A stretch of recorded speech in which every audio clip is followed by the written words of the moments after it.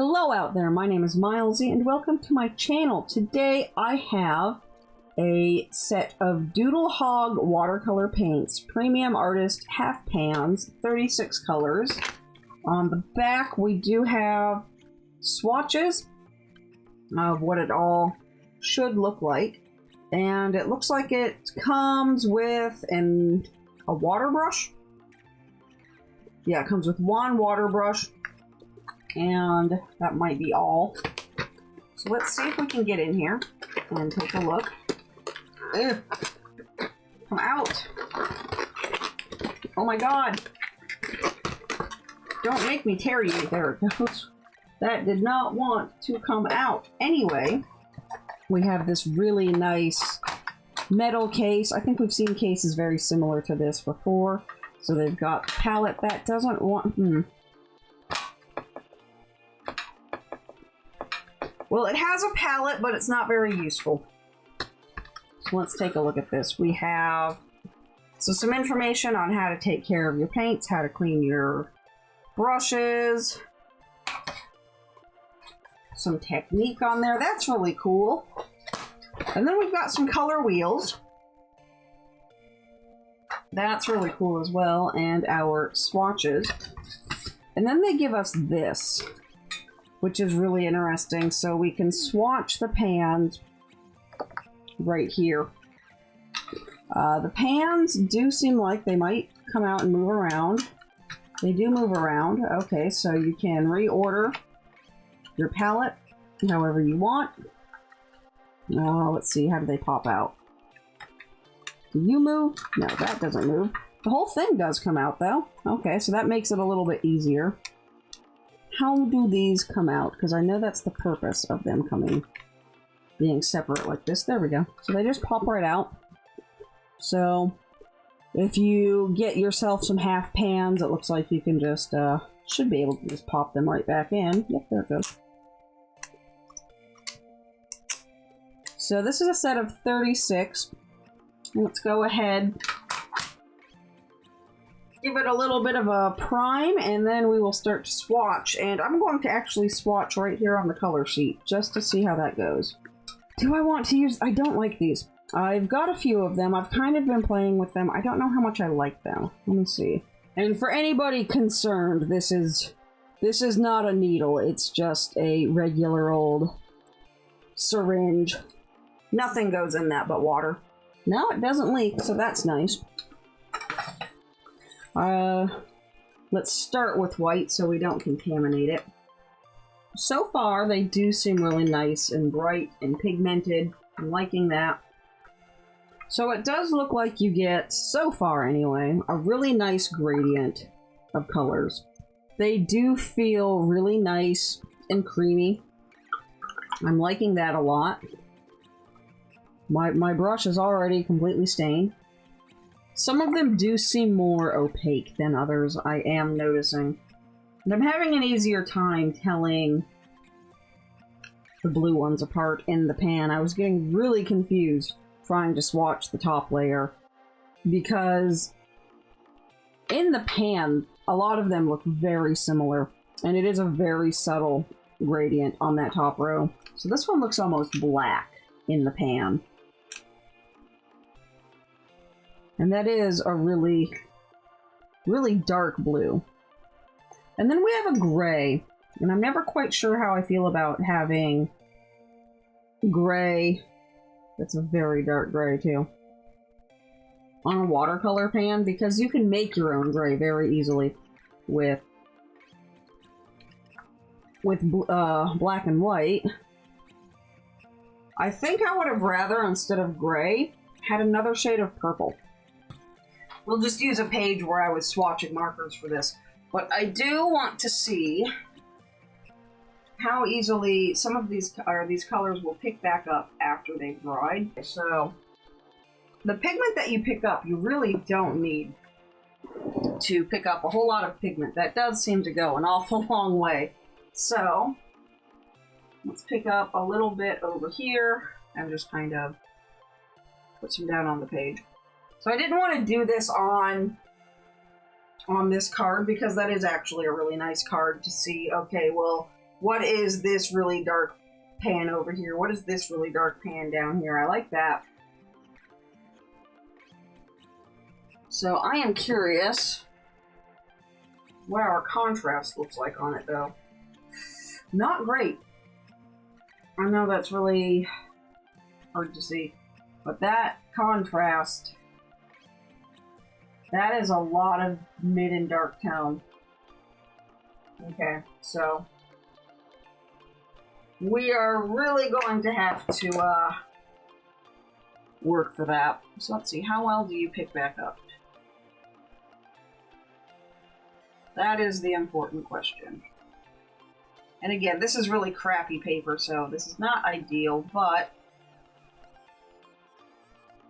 the colors do seem to pick back up really nicely, which is exactly what you want to see. So let's go ahead, grab some watercolor paper, and see what we can do.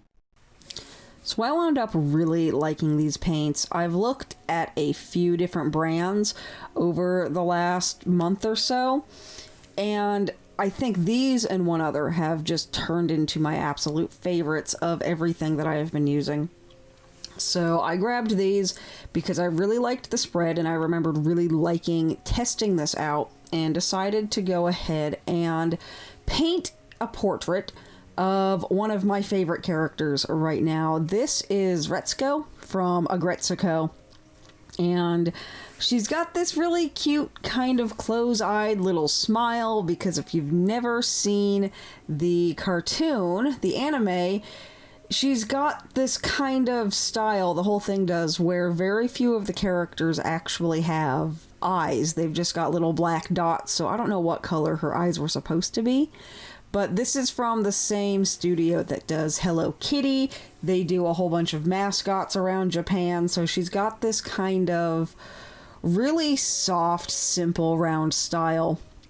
And the whole show has this really pretty style like that, and I thought it would be kind of fun to see how that style would translate to, or how these characters would translate to my style, because it seemed like a really fun challenge to try to do that, and I want to do a lot more of these characters. This was a lot of fun, and it seems like a really good way to kind of learn and experiment with watercolors, because if you don't know, I am not an expert with this at all. I have been an acrylic painter for a very long time, and a lot of the techniques that I use with acrylic paint really do not transfer well to watercolor at all. So it's been kind of an interesting learning experience. And one thing I will say is that watercolor does not really translate well to my art style, because I tend to like really dramatic colors and dramatic shading, but also I like desaturated colors a lot more than I like these really bold, bright colors.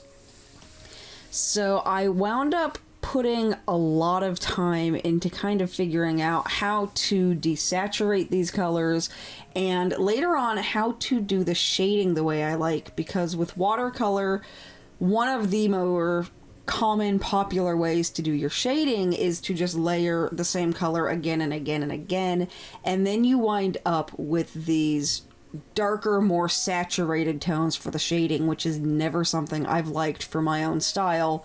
So I was kind of struggling trying to figure out how to get around that in a way that worked for me. And another problem that I was really having, which is kind of part of the charm and the feel of watercolor, was that this was such a big open portrait that by the time I finished doing a section and had to go re-wet my brush, parts of that section would already be dry. So instead of continuing the paint, I wound up just putting down another layer on top of it. That happened a lot in the orange.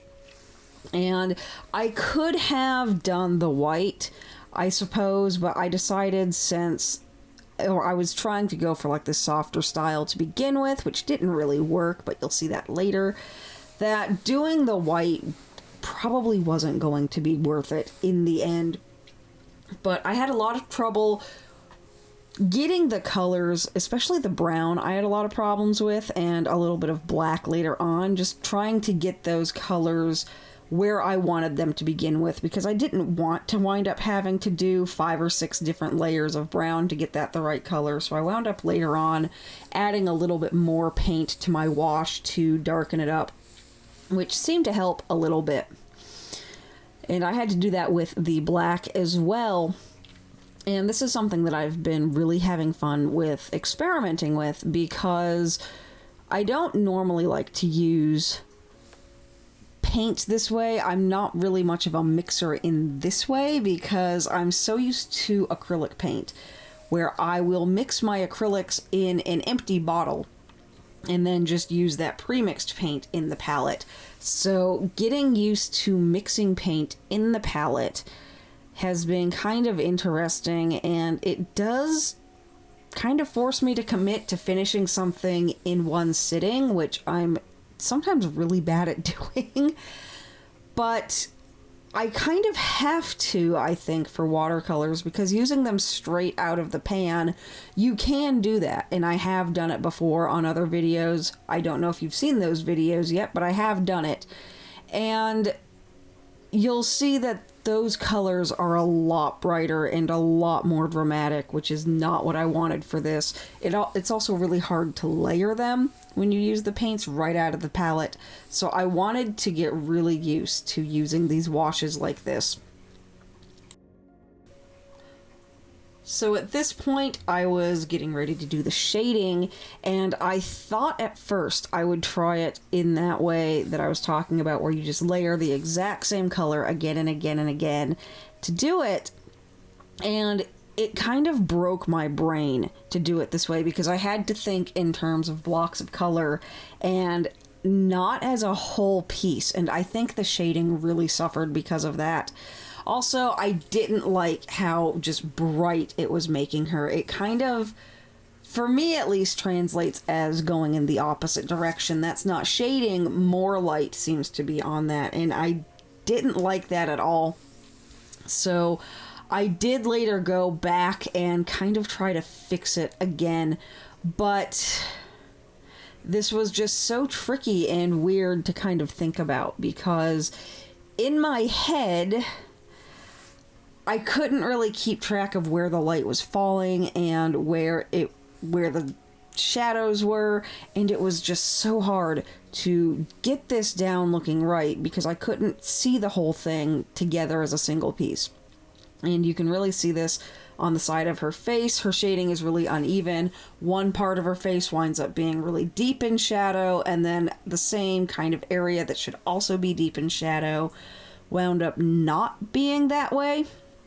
So I think the next time I do one of these, I have another direction that I kind of want to take it in that might make it a little bit easier. And also what I could have done, which might have made it a little bit easier, but I don't think I would have liked it, is I could have always just done an old trick of mine where I outline all of the shading where I want it to be with a graphite pencil really lightly, but I kind of wanted to avoid that because it does give you some really hard lines on the edges that I wanted to avoid. That said, at the end, it kind of had those hard edges anyway, just because of the way the water pooled on the page and the way the paint kind of did wind up a little bit darker on the edge.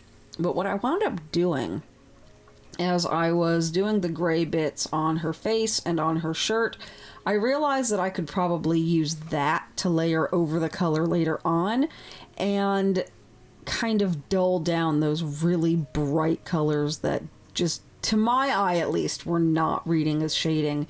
And I know that is a really common way, not just with watercolor. I see a lot of marker artists do the same thing.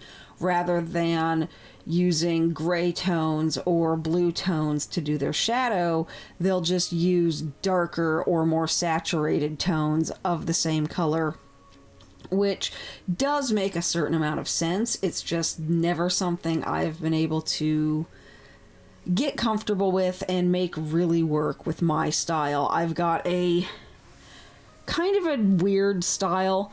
I wouldn't really call it cute enough to be Disney, but it's definitely too cute to be anything else. I'm not really sure what to call it there, but it is kind of the result of just looking at a bunch of different art styles and picking things up. There's a lot of Venture Brothers, actually. There's a lot of Doc Hammer, a lot of Venture Brothers that you'll see that aren't necessarily apparent with these kind of pictures, but when you see my people, when I'm drawing a human or a portrait like that, you can really see that come through. And that does mean that I have a very particular way of doing things. I have a very particular way that the shadows make more sense. And when I try to deviate from that, it just stops making sense. But I think the gray, doing that wash over top everything else, did really help. It mellowed out the colors, and it did make them properly darker as well. And I really like how it turned out, but I think next time I'm going to do the gray first to be able to do my shading as a whole cohesive unit, and then do the color on top of the gray to kind of resaturate it again, I think is the direction I'm going to go next time. I think also having these really big open areas of color were kind of working against me as well, because I don't tend to put a whole lot of texture into my art, and that's something I want to work on, because I really got into a bad habit, I think, when I was doing a lot of digital pieces and working with Psy, where I would just use layer overlays for texture, so I never got good at adding that myself. So that's something I do really want to work with and figure out how I could do that a little bit better and a little bit more cohesively, I guess. So having this really big open area of color, especially with the orange, made it really hard to keep it interesting and to keep it cohesive, especially when I couldn't see everything as a single unit. I kind of had to do the orange first, and then the brown, and then the white, and it really didn't work at all. So I think if I had been a little bit more comfortable with adding texture, that might have turned out a little bit better as well. But unfortunately, this is kind of something that I really need to work on, because I never got the hang of it when I was learning how to draw in the first place. But I have mentioned before that the whole reason I'm doing my sketchbook slam is to get more comfortable with different techniques and different styles that I've never really been able to do very well. And you will be seeing more of those. I know it's been a lot of non-sketchbook pieces lately, but things have just been so hectic and so busy that the easier way for me to be uploading videos right now is to just go back through a bunch of previously recorded ones that I haven't had the chance to edit yet and just go with those ones. But I have mentioned before that I've wanted to get more comfortable with my brush pens, and I did do something that I didn't film. I just went back to my bedroom, took a sketchbook, and took all of the different brush pens that I have and started going through a bunch of old art and using the pen over the old art. And what I really quickly realized was that the brush pens work better on really big pieces like this. Trying to use a brush pen on something that has a lot of small lines wasn't going to work. But there is a piece, I don't know if you've seen it yet, I don't know what order these are going out in, where I did try to use the brush pen, and I liked it for the first half, and then the second half kind of went a little bit weird. And I realized after the fact that the second half went weird because there was more detail in there than the first half. So I decided I was going to risk it and use one of my brush pens on this one. Weirdly, I have found that I have more control over the large one than I do the small one, because I've got like a few different sizes. And I do think I prefer, in general, the Copic ones over my Micron. And the Staw one is pretty decent as well. The only problem that I have with the Staw pen is that the ink isn't really that dark. It's not that black. It is kind of more of a charcoal gray. So when I wanted a really dark black, the Stahl one, even though it is the one I'm more comfortable with, doesn't work very well. But I think I am getting a little bit more comfortable with these Copic ones, and I really liked it.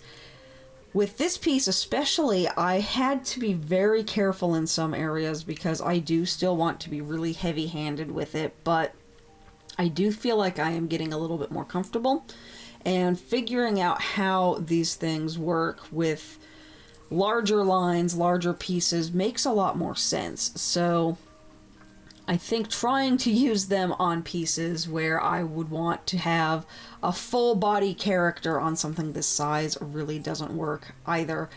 But here it worked great. And then I just used a really small fine liner to outline the color differences just to kind of add up that little bit of separation. And overall, I wound up really liking this piece, and I hope you do too. As always, I will put affiliate links down in the description below for everything that I've used in this video so that you can check those out too if you want. But thank you so much for watching. Thank you for liking, commenting, subscribing, all that fun stuff, and I will see you next time. Bye!